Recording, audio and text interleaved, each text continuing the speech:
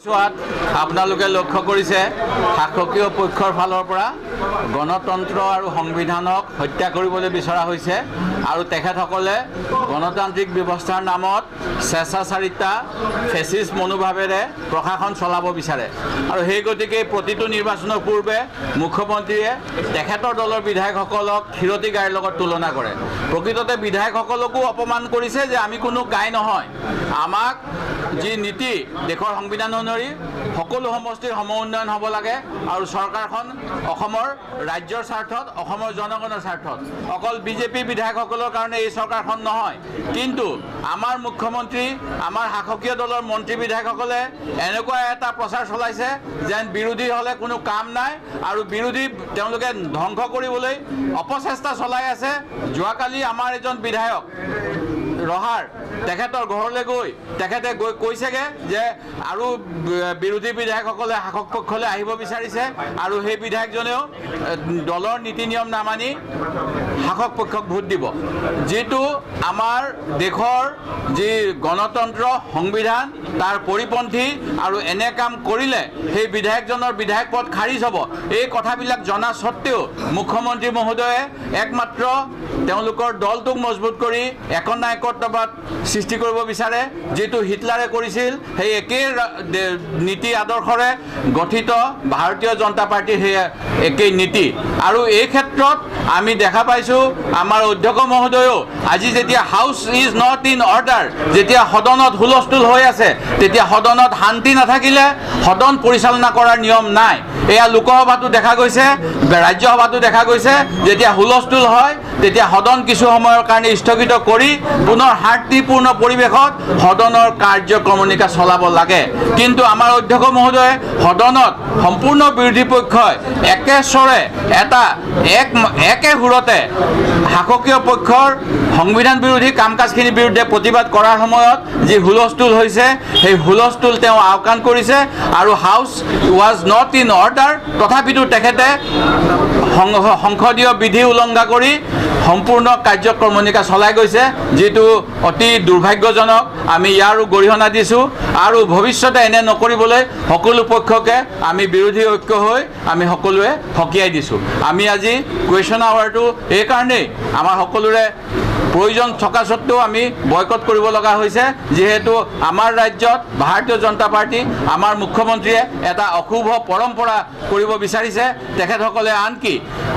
আমাৰ মিউনিচিপালিটি ইলেকশ্যনবিলাকতো হস্তক্ষেপ কৰিছে জনগণক নিজৰ ইচ্ছা অনুসৰি ভোট দিয়াৰ পৰা তেওঁলোকে বিৰোধ কৰিবলৈ বিভিন্ন প্ৰলোভন দি আছে ভয় খুৱাই আছে ভাবুকি দি আছে আৰু সেই গতিকে আজি আমি সকলোৱে প্ৰতিবাদ কৰি এতিয়া ওলাই আহিছোঁ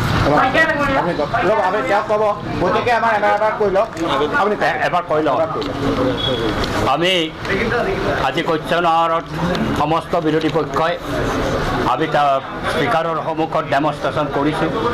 যে আমাৰ ৰাজ্যখনত সংবিধান উলংঘন কৰা হৈছে গণতন্ত্ৰক হত্যা কৰাৰ চেষ্টা কৰা হৈছে ৰাজ্যসভাৰ নিৰ্বাচনক লৈ পেলাই আজি মুকলিভাৱে প্ৰলোভন দিয়া মুকলিভাৱে থ্ৰেটেনিং দিয়া এই কাৰ্য মুখ্যমন্ত্ৰীৰ নেতৃত্বত চলিছে আনফালে আমি দেখিছোঁ এই কাৰ্যত আমাৰ স্পীকাৰ মহোদয়েও হাত উজান দিছে যে আজি হুইপ জাৰি কৰাৰ পিছত কোনো বিধায়কৰ পদ খাৰিজ নহ'ব আগতীয়াভাৱে তেওঁ এই ধৰণৰ এটা ইংগিত দি পেলাই উৎসাহিত কৰিছে কোনোবাই যাতে তেওঁলোকক ভোট দিয়ে দলৰ হুইপ নামানি পেলাই এনেধৰণৰ কাৰ্যত আজি স্পীকাৰো লিপ্ত হৈছে এই সমস্ত অগণতান্ত্ৰিক কাৰ্য স্তব্ধ কৰি পেলাই যাতে আমাৰ ৰাজ্যখনত গণতান্ত্ৰিক আৰু সাংবিধানিক প্ৰক্ৰিয়াসমূহ ভালকৈ চলে আৰু যেহেতু আমাৰ বিৰোধী পক্ষৰ সংখ্যাগৰিষ্ঠতা আছে সংখ্যাৰ ফালৰ পৰা আমি এখন আসনত আমি জয় হ'ম আৰু সেয়ে আমি ঐক্য গঢ়ি তুলি পেলাই আজি মুখ্যমন্ত্ৰী আৰু বিজেপি চৰকাৰ আনকি স্পীকাৰৰো সকলো ষড়যন্ত্ৰৰ বিৰুদ্ধে ঐক্য আমি গঢ়ি তুলিছোঁ আৰু তাৰ প্ৰতিবাদো কৰিছোঁ যাতে আমাৰ ৰাজ্যখনত গণতন্ত্ৰ আৰু সংবিধান আমাৰ ৰক্ষা হয় বিধায়ক কিনা বিচাৰ এই কাৰবাৰটো যাতে বন্ধ হয় বিভিন্ন প্ৰলোভন ভাবুকিৰে আমাৰ বিৰোধী পক্ষৰ বিধায়কক ক্ৰয় কৰাৰ যি চেষ্টা চলাই পেলাই এটা অশুভ পৰম্পৰা আমাৰ ৰাজ্যত আনিব বিচাৰিছে ইয়াৰ প্ৰতিবাদতে আমি আজি আমাৰ কাৰ্যসূচী চলাইছোঁ ধৰ্ণা আমি দিছোঁ স্পীকাৰৰ সন্মুখত আধা ঘণ্টা ধৰি পেলাই তাৰপিছত আমি আজি বয়কট কৰি কুৱেশ্যন আৱাৰ বয়কট কৰি পেলাই আমি ওলাই আহিছোঁ আৰু আপোনালোকৰ সন্মুখত আমাৰ বক্তব্য তুলি ধৰিম এটা হৈ যাওক সম্প্ৰতি আপোনালোকে দেখিছে যে আমাৰ সংবিধান তথা গণতান্ত্ৰিক ব্যৱস্থাপনা হুমকিৰ সন্মুখীন হৈছে। ইয়াক ৰক্ষা কৰা প্ৰতিজন ভাৰতীয় নাগৰিকৰ কৰ্তব্য আৰু জনপ্ৰতিনিধি হিচাপে আমাক ৰাইজে এইখন সদনলৈ পঠিয়াইছে। আমি ইয়াক ৰক্ষা কৰাৰ কাৰণে অহোপুৰুষাৰ্থ কৰিব লাগিব। সেইকাৰণে সম্প্ৰতি যি ৰাজ্যসভাক কেন্দ্ৰ কৰি যি হৰ্চ ট্ৰেডিং বা বিভিন্ন ধৰণৰ অসাংবিধানিক কাম কাজ চলি আছে তাৰ প্ৰতিবাদ কল্পে আমি ধৰ্ণা দিছোঁ স্পীকাৰৰ সন্মুখত। কিন্তু দুৰ্ভাগ্যবশতঃ আমাৰ যিখিনি দাবী আছিল দাবী সম্পৰ্কে কোনো ধৰণৰ আশ্বাস বা কোনো ধৰণৰ কথা নিদিয়াকৈ কাৰ্যসূচী তেওঁলোকে এই গণ্ডগোলৰ মাজতে চলাই থাকিল। তাৰ প্ৰতিবাদ কল্পে আমি আজি সদন ত্যাগ কৰিছোঁ আৰু এই আপোনালোকৰ সন্মুখত আমাৰ যিখিনি গ্ৰিভেঞ্চ আছে সেইখিনি আমি তুলি ধৰিছোঁ। আমি ইয়াৰ বিৰোধিতা কৰিছোঁ, নিন্দা কৰিছোঁ আৰু মুখ্যমন্ত্ৰী হিমন্ত বিশ্ব শৰ্মাক গণতন্ত্ৰ হত্যা কৰা পথৰ পৰা আঁতৰি আহিবৰ কাৰণে সকীয়াই দিছোঁ। দ্বিতীয় কথা, আজি আমাৰ অধ্যক্ষ ডাঙৰীয়াই, বিধানসভাৰ অধ্যক্ষ ডাঙৰীয়াই বিৰোধী কিনা বেচাৰ ক্ষেত্ৰত তেওঁ যেন হাত উজান দিবৰ কাৰণে চেষ্টা কৰিছে। আজি অধ্যক্ষ ডাঙৰীয়াই কৈছে যে বিৰোধীয়ে ৰুলিং পাৰ্টিক ভোট দিলেও বোলে তেওঁলোকৰ বিধায়ক পদ খাৰিজ নহয়। অথচ উচ্চতম ন্যায়ালয়ৰ ৰায় আছে যে বিৰোধীয়ে যদি আন পাৰ্টিত ভোট দিয়ে, মই যিটো পাৰ্টিৰ মানুহ হয় তাৰ পৰা বেলেগ পাৰ্টিত যদি ভোট দিওঁ তেতিয়াহ'লে মোৰ বিধায়ক পদ খাৰিজ হ'ব। তেনেকুৱা ধৰণৰ সুপ্ৰিম কোৰ্টৰ অৰ্ডাৰ আছে। আজি অধ্যক্ষজন নিৰপেক্ষ হ'ব লাগে, কিন্তু তেখেতে কিয় ৰুলিং পাৰ্টিৰ এজন মানুহৰ নিচিনাকৈ এনেকুৱা বক্তব্য প্ৰদান কৰিছে? গতিকে আজি প্ৰথমবাৰৰ কাৰণে সকলো বিৰোধী শক্তি ঐক্যবদ্ধ হৈ আমি বিধানসভাৰ মজিয়াত ধৰ্ণা কাৰ্যসূচী ৰূপায়ণ কৰিলোঁ আৰু ঐক্যবদ্ধভাৱে আমি ৰাজ্যসভাৰ আসনখনত আমাৰ বিৰোধী প্ৰাৰ্থী ৰিপুণ বৰা ডাঙৰীয়াক জয় কৰাম বুলি আজি সংকল্প গ্ৰহণ কৰিলোঁ। ইয়াৰ পাছতে আমি সকলোৱে একেলগে গৈ আটাইবিলাক বিধায়ক গৈ, আপোনালোকে চাওক ইয়াত 100% বিধায়ক আছে,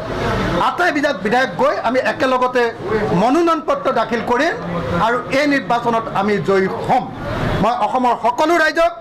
মুখ্যমন্ত্ৰীয়ে যেনেকৈ গণতন্ত্ৰ হত্যা কৰিব খুজিছে, বিধায়কক কিনা বেচা কৰিব খুজিছে, এই কাৰ্যৰ বিৰুদ্ধে ঘৃণা প্ৰকাশ কৰিবৰ কাৰণে, এই কাৰ্যৰ বিৰুদ্ধে মাত পাতিবৰ কাৰণে, এই কাৰ্যৰ বিৰুদ্ধে প্ৰতিবাদ সাব্যস্ত কৰিবৰ কাৰণে মই সমগ্ৰ অসমবাসী ৰাইজক আহ্বান জনাইছোঁ। ধন্যবাদ। আহক, ইয়াতে আছে ভাস্কৰ বৰুৱা আছে, ইয়াতে এয়া ভাস্কৰ বৰুৱা, চবৰে ল'ব নে অকল এজনৰ ল'ব?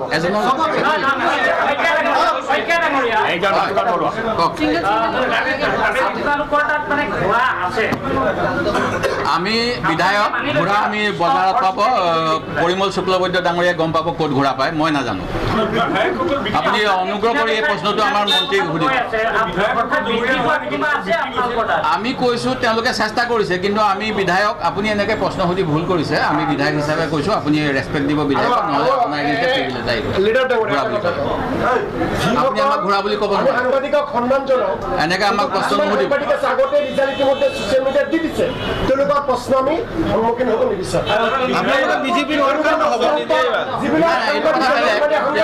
ঘোঁৰা আছে নাই মোক সুধিব নালাগে।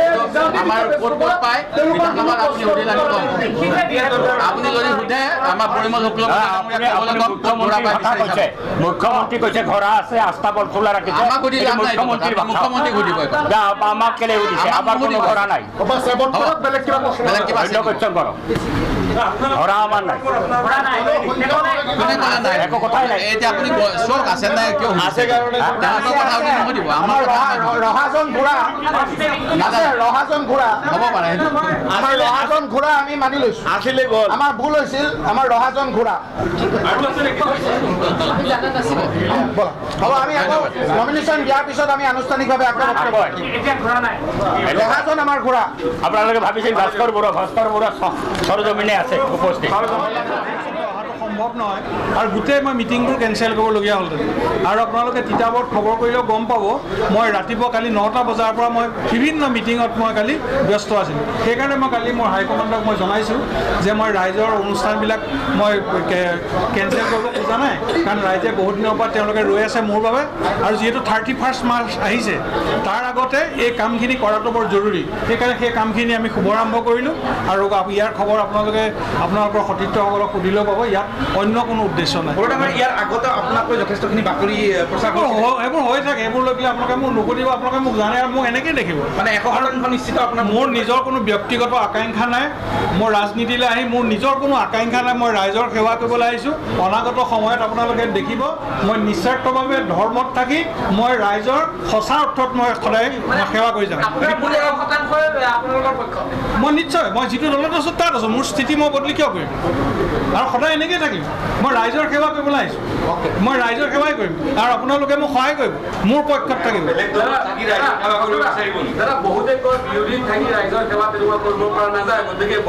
মই তেনেকৈ